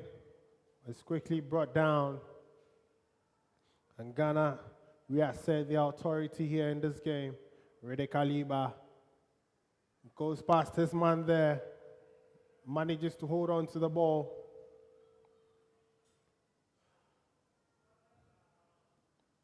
This live stream is made possible by Ayango World.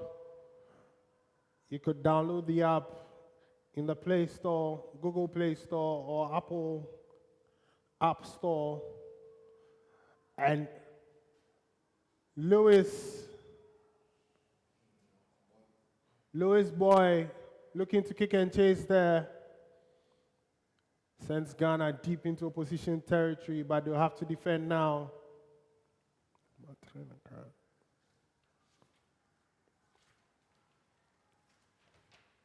Nigeria have an attacking opportunity.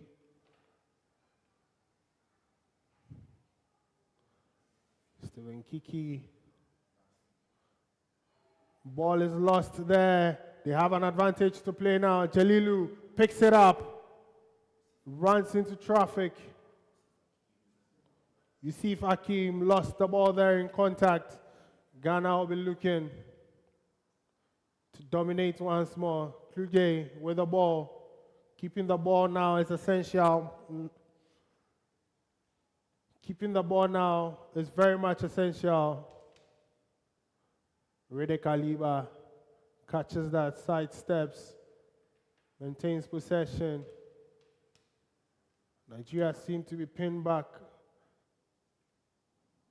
in recent phases of the game. Barbright looking to get into the 10-meter zone.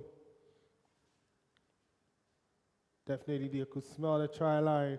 Lewis Boy opts to go to Kofi Monchon. Elvis Haiti skips past the tackle. Is that a try? Is that a try? Yes, it is. And Elvis Haiti once more involved in the attack, and Ghana 4 more points, 34 points to 18, having been pegged back. They seem to have woken up again and attack. Once again, technicalities, and it seems to be killing the Nigerians. They were able to make the first contact. They were able to bring Elvis Haiti down, but they didn't complete that particular tackle. There was no wrapping of the opposition player with the ball. So hence, that opposition player had not been stopped. He only fell to the ground, he got up and made that score count. So technically, the Nigerians were not able to fully do what they needed to do on defense to be able to stop. Even though they had a chance to stop that particular attack. It didn't look like it was dangerous. They were able to body charge Elvis Haiti, but they were not able to complete that particular tackle. And the Ghanaians will get a bit of momentum going on at their side there, and we will see Kofi Monchon see to effect that particular conversion. Kofi Monchon succeeds again. Kofi Monchon converts, and the lead is 18. Ghana 36, Nigeria 18. This fixture promised us plenty of entertainment, and there's nothing short of that so far. 19 minutes remain, 18 points, Nigeria trail. Can they come back? They fell in the game, they rose, seemed to be climbing into the game. And now they've been pegged back again. Chris Takama is quickly hounded by the Nigerian defense.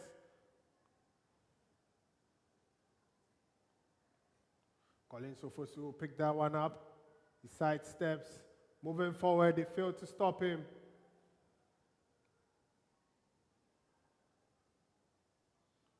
Colin Sofosu. Now to Bar Bright. What can he do with the ball in hand?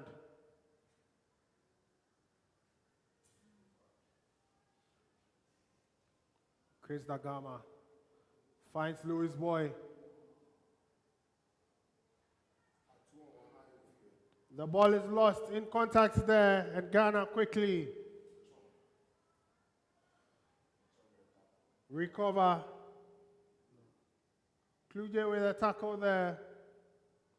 The ball was lost in contact by Louis Boy. But he was lucky his teammates were able to cover for him.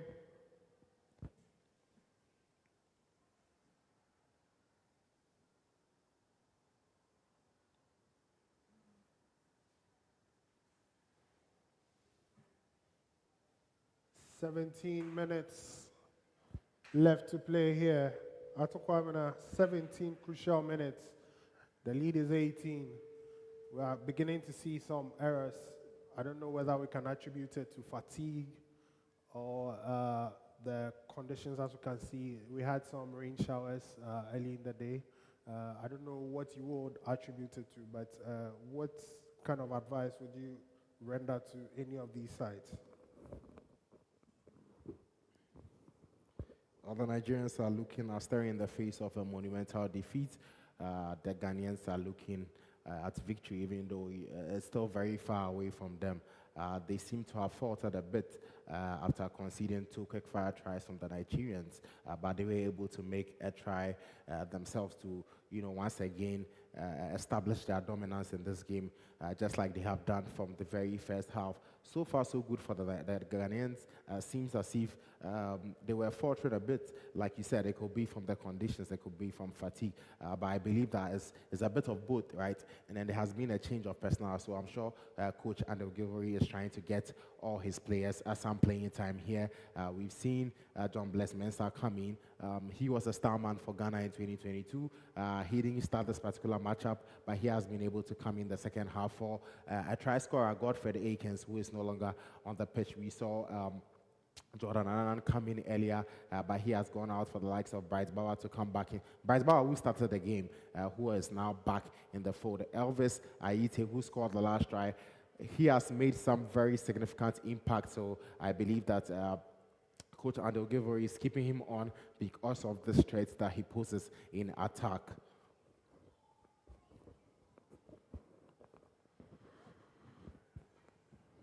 "14 minutes to play. The lead remains 18 points in favor of Ghana. Almost breaking through the defense there again. But they were quick to recover. Nigeria could sniff the try line here. But he sent back, and possession will be handed to the Ghanaians. Emmanuel Agu, that was a fifth and last tackle. No need there actually arguing with the referee, since he has the final say. Chris Dagama, Kluje, but referee calls for them to restart the play. We're looking to launch a quick attack. Can they hold on for 13 more minutes? Kluje looking to dummy. He walks through. Worth noting that Leslie Ume has checked back in for Nigeria. Jonathan with the ball running at the defense. He's eventually stopped just outside the 20-meter line. John Bless Mensah with the ball in hand. Driving forward, but he stopped.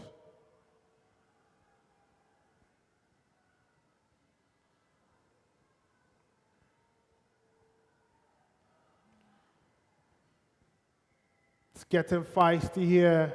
And John Bless Mensah just handed Nigeria a penalty.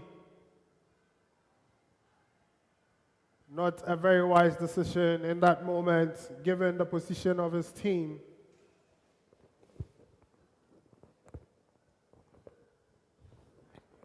At this juncture, it seems as if it didn't really seem like a wise thing for John Bless Mensah to do there. Referee James Jones has been really,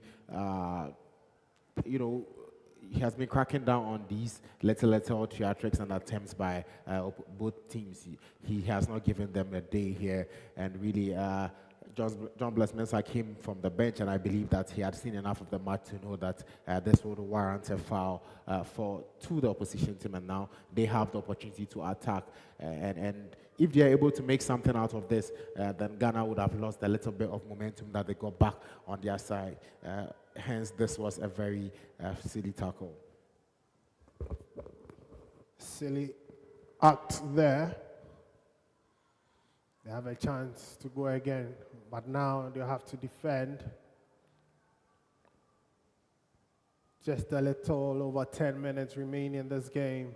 Bar Bright and Leslie Ogwe will go head on.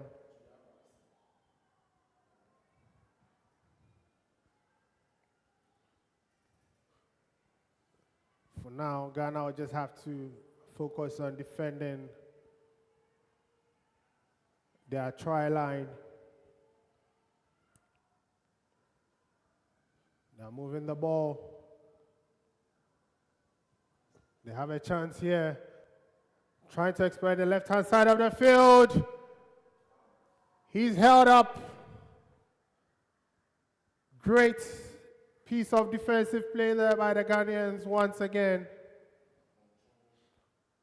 Kofi Monchon combining with his teammates there.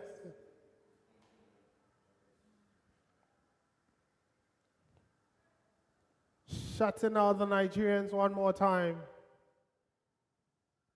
Just when you think one side is on the ascendancy, something extraordinary happens. That's been the entire case. Up until now, 70 minutes gone. 10 to play here at the UG Rugby Stadium.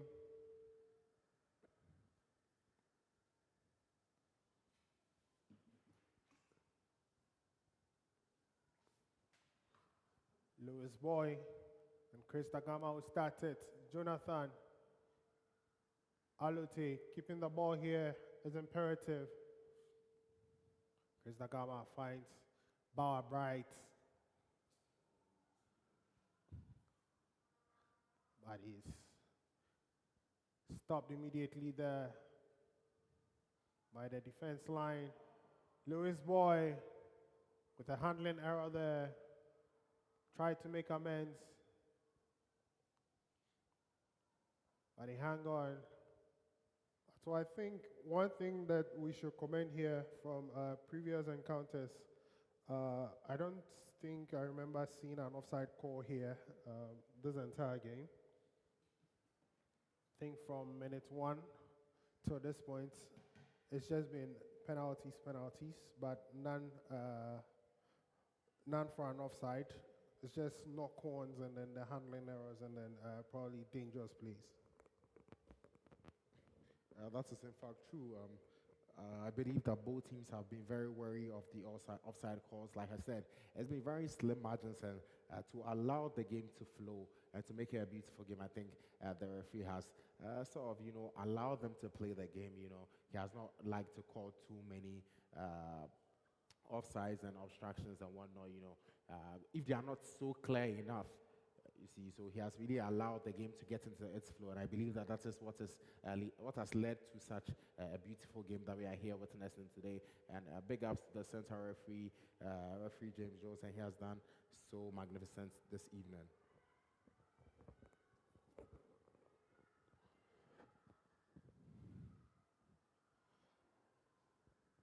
Forward pass is called there again.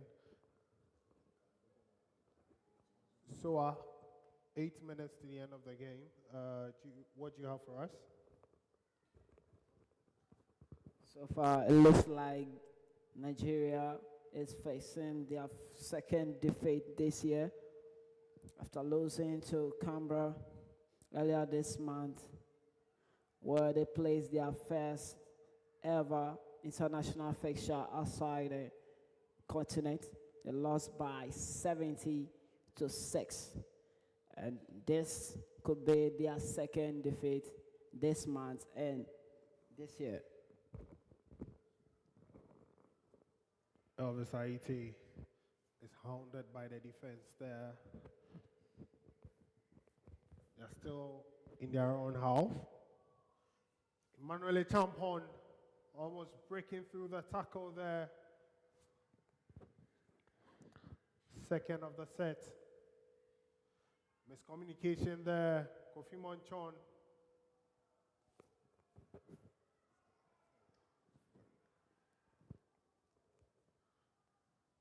Dagama, John Bless Mensah, looking to exploit the spaces in the defense.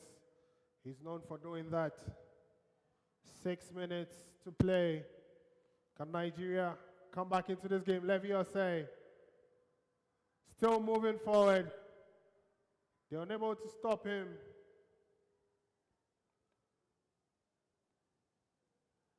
Now they can think of scoring here. Lewis Boy, kick and chase there. Jelulu almost caught that.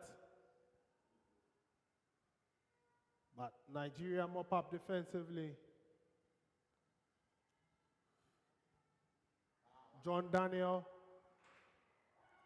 That ball's ripped off him. But the referee says he can't do that. There were more than 2 defenders in that contact.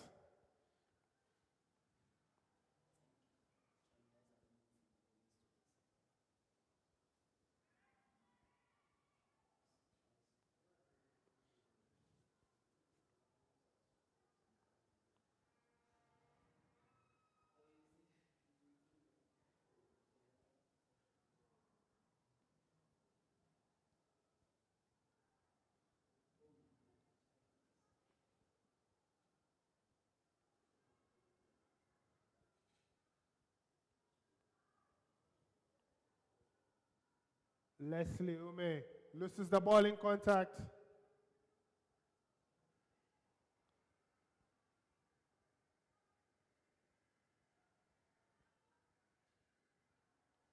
And Ghana regains possession. Jordan Annan has checked in place of Elvis Aite. A master class by Elvis Aite. Started off the bench, but has left his mark on the game. Jordan Annan will help the Leopards see this out.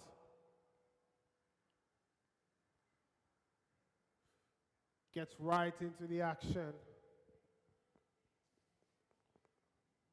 And definitely now they'll be looking to see this out. It's all about keeping the ball. Chris Takama finds Bar Bright to Manuel Champon. Looking to bump into his man. He finds Jonathan. Looking to cut back in. Probably should have continued the play to the wide area. Collins Ofosu holding on to the ball. Now within 30 meters. 30 meters of the try line.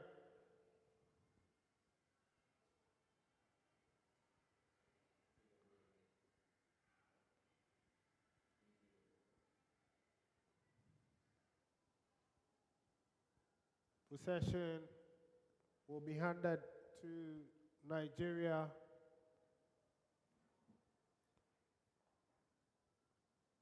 With 3 minutes left, they currently stare at an 18-point defeat.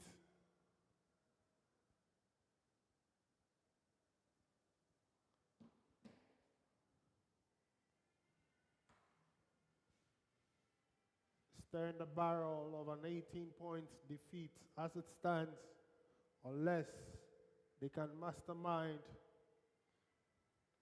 or they can put together a comeback here. 2 minutes and 35 seconds remain here. Ghana leads by 18. The ball is lost in contact there. Ghana quickly recollects possession. Play on says referee Jones.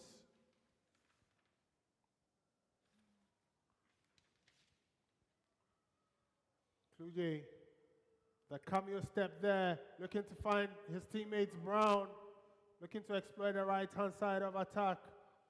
And Nigeria will need to keep Ghana out. Jordan Annan running at the defense. They can snip the try line now. Can they put the icing on the cake? But Jordan stays down after that contact.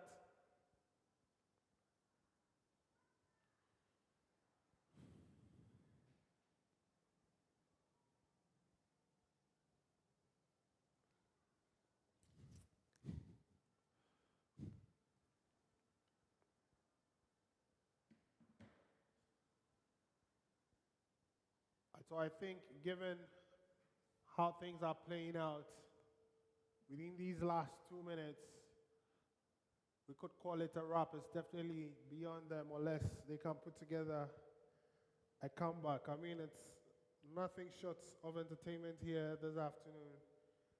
And as we draw the curtains on this one, with Ghana holding an 18-point lead, it's surely beyond Nigeria now.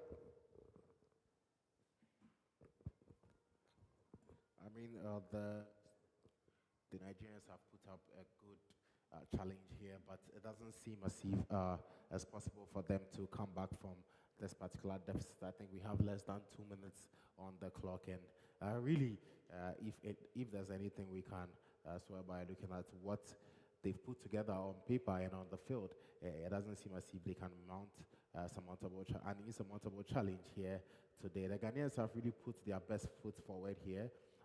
Albeit both sides have very changed lineups. You look at this Nigerian team, they are trying to blood in a lot of new entrants into the team. I mean, you look at the names on paper, and I think the ones that probably will jump at you are 2 or 3 of them.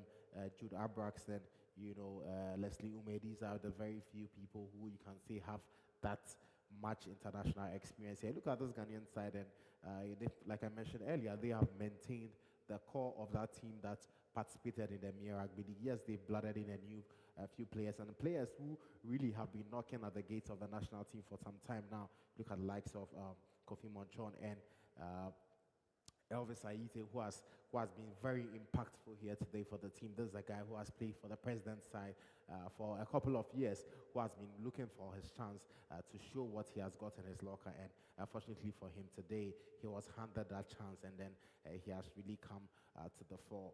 So far, the Nigerians have done so well. I mean, it has been a brilliant encounter, a magnificent one, really.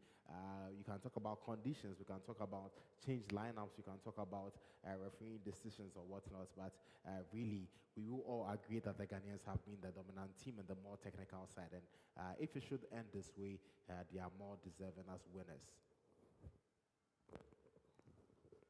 More deserving as winners.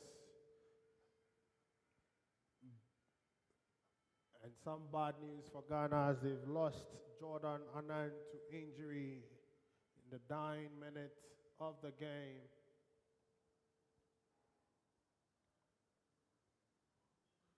Hopefully it's nothing too serious. Louis Boy lost the ball there, but surely now it wouldn't matter. Towards the end, here, one last chance to mount an attack, but that wouldn't matter.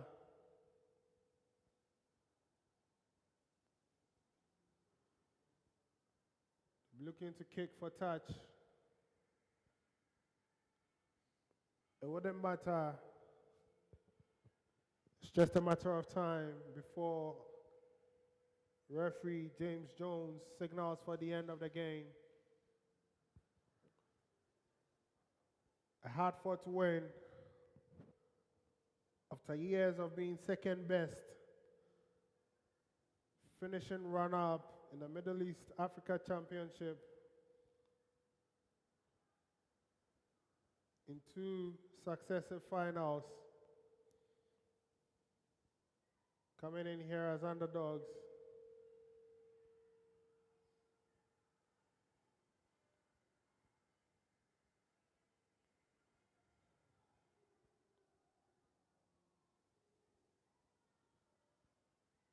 Surely now,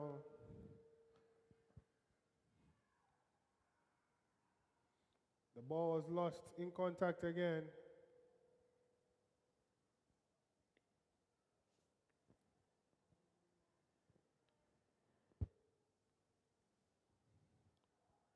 wouldn't matter, but they'll be looking to see out the game and keep it as it is. The Leopards of Ghana.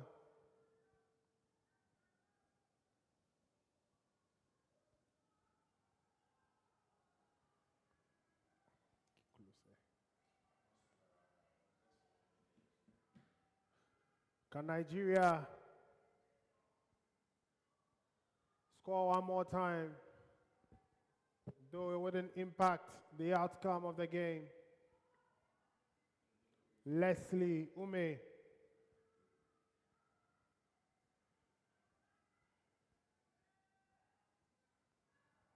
Nigeria with a chance here, they fumble it.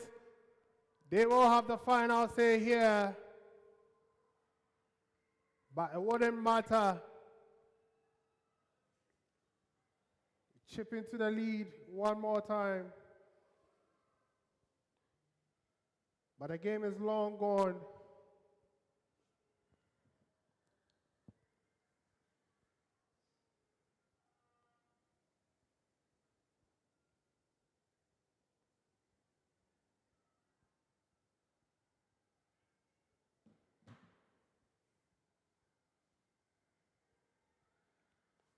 The game is long gone.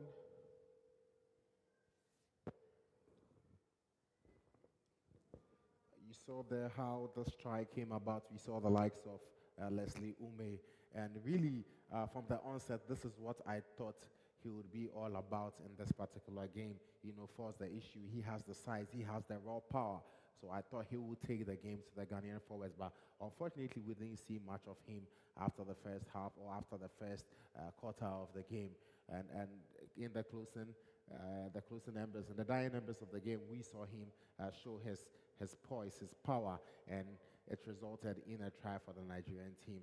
So maybe the Nigerian team, they should have done more of that, and maybe also have resulted in more tries for this particular team.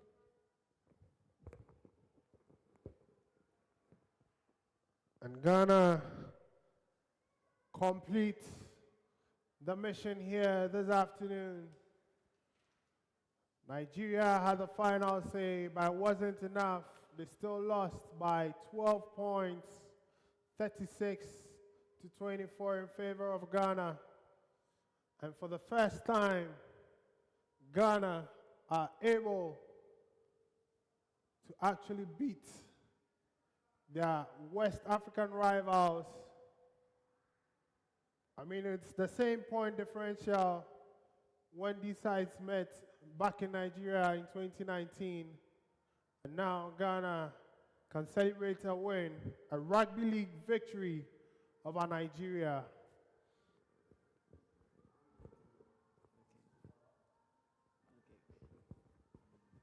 We had a beautiful display of rugby league here. And this shows that Africa has what it takes to reconcile us with the rest of the world. And then to take a look at next year's Rugby League World Cup, the various pools are being announced. And in the men's draw, Australia, New Zealand, Fiji, Cook Islands will beat Africa's only hopeful to play at the World Cup are paired in Pool A, while England, Samoa are paired with Lebanon. Middle East Africa only rep at next year's World Cup. In Pool C, we have Tonga, France, and Papua New Guinea. In the women's tournament, in Pool A, we have England, Australia, Samoa, and Wales. Fiji will beat Nigeria, are paired with New Zealand, Papua New Guinea, and her host nation, France.